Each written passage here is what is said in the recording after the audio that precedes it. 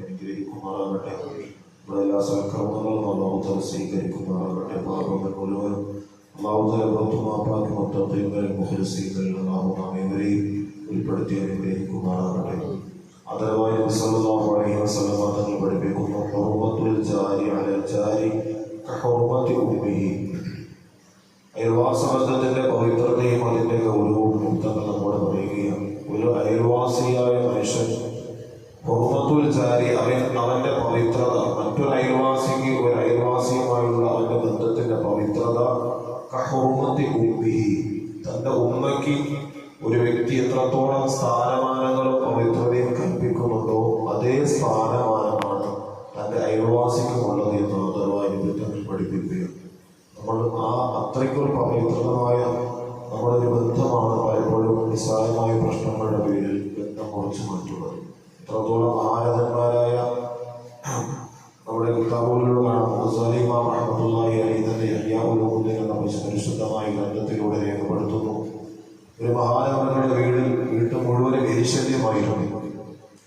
ആകെ എരിശല്യം കൊണ്ട് പൊറുതിമുട്ടിയപ്പോൾ തന്റെ അനുയായികൾ വന്നിട്ട് മഹാനവരോട് പറഞ്ഞു, അല്ലെങ്കിൽ മഹാനവറുകളെ, അങ്ങക്ക് ഒരു പൂച്ചയെ വാങ്ങിച്ച് വീട്ടിൽ വളർത്താമായിരുന്നല്ലോ, ഒരു പൂച്ചയെ വാങ്ങിച്ച് ഈ എരിശല്യം കുറയ്ക്കാമായിരുന്നല്ലോ എന്ന് പറഞ്ഞപ്പോ ആ മഹാൻ പറഞ്ഞ മറുപടി, എന്റെ വീട്ടിൽ എരിശല്യം രൂക്ഷമായപ്പോൾ ആ എരിശല്യം ഞാൻ കൂടുതൽ ഭയക്കുന്നുണ്ട്. കാരണം എന്റെ വീട്ടിൽ അത് എനിക്ക് അനിഷ്ടകരമായി തോന്നുന്നു. ഞാനൊരു പൂച്ചയെ എന്റെ വീട്ടിൽ വാങ്ങിച്ച് വളർത്തി കഴിഞ്ഞാൽ ഈ പൂച്ചയുടെ വിളിയും ശബ്ദവും കേട്ടിട്ട് എന്റെ വീട്ടിലുള്ള എലികൾ അടുത്ത വീട്ടിലെ അയൽവാസികളുടെ വീട്ടിലേക്ക് പോയാലോ എന്ന് ഞാൻ ഭയക്കുന്നു.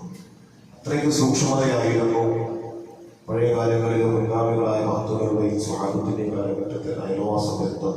റസൂലുള്ളാഹി സ്വല്ലല്ലാഹു അലൈഹി വസല്ലം തങ്ങൾ സ്വഹാബത്തിനെ യുദ്ധത്തിന് വേണ്ടി തയ്യാറെടുപ്പിച്ചപ്പോൾ യുദ്ധത്തിന് വേണ്ടി എല്ലാവരും തയ്യാറെടുക്കാൻ വേണ്ടി നബിതങ്ങൾ കൽപ്പിച്ചിട്ട് നബിതങ്ങൾ പറഞ്ഞു, അയൽവാസികളുമായി ഉള്ള ബന്ധത്തിൽ അയൽവാസികളെ ഉറപ്പിച്ചവർ എന്റെ യുദ്ധത്തിൽ എന്നോടൊപ്പം നിങ്ങൾ വരണ്ട എന്ന് റസൂലുള്ളാഹി സ്വല്ലല്ലാഹു അലൈഹി വസല്ലം തങ്ങൾ സ്വഹാബികളോട് പറഞ്ഞു.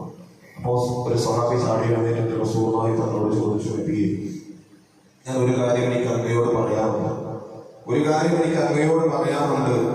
ഞാൻ അയൽവാസിയുടെ മതിലിന്റെ അടിഭാഗത്ത് ഒരു ദിവസം ഞാൻ മൂത്രം ഒഴിച്ചു പോയി. അയൽവാസിയുടെ മതിലിന് ഏറ്റവും അടിഭാഗത്തേക്ക് ഞാൻ ഒരു ദിവസം ഇരുന്ന് മൂത്രം ഒഴിച്ചു പോയി. സല്ലല്ലാഹു അലൈഹി വസല്ലം തങ്ങൾ അസ്ഹാബികളോട് പറഞ്ഞു, നീ എന്റെ കൂടെ വരണ്ട. അത്രയ്ക്ക് പവിത്രമായ ഒരു ബന്ധമാണ് അയൽവാസ ബന്ധം. നമ്മളിന്ന് മൂത്രം ഒഴിക്കരുത്. നമ്മുടെ വീട്ടിലെ മഴവെള്ളത്തിന്റെ ഇങ്ങനെ കുത്തിനെ ഒഴുകി വരുന്ന വെള്ളം ചെയ്യും കുത്തിപ്പോയി ഇങ്ങോട്ട് വിട്ടോളൂ അല്ലേ? മറ്റുള്ളവന്റെ പുരയിടത്തിലേക്കും അല്ലെങ്കിൽ അവന്റെ മറ്റ് വീടിന്റെ അകത്തൂടെ പോയ പ്രശ്നമൊന്നുമില്ല. എങ്ങനെ മതിൽ കൂടെ പോട്ടെന്ന് വിചാരിക്കും. ഏതായാലും അപ്പൊ അങ്ങനെയുള്ള ഒരു ഏറ്റവും വലിയ പ്രശ്നമാണ് നമ്മുടെ അയൽവാസ ബന്ധത്തിൽ. അയൽവാസി റസൂലുള്ളാഹി തങ്ങൾ തന്റെ അയൽവാസിയുടെ ബന്ധത്തെ സംബന്ധിച്ച് പഠിപ്പിച്ചത് തന്റെ അയൽവാസിയായ മനുഷ്യൻ അറിയാതെ തന്റെ വസ്തുവോ പുരയിടമോ വിൽക്കാൻ പാടില്ല എന്നുള്ളതാണ്. അത്രയ്ക്ക് വലിയ പവിത്രമായ ബന്ധമാണ് അയൽവാസ ബന്ധത്തിൽ. ഇന്ന് അയൽവാസിയുടെ വസ്തുവും കൂടി മറ്റുള്ളവർ ചെയ്യും, കാണാതെ ചെയ്യും.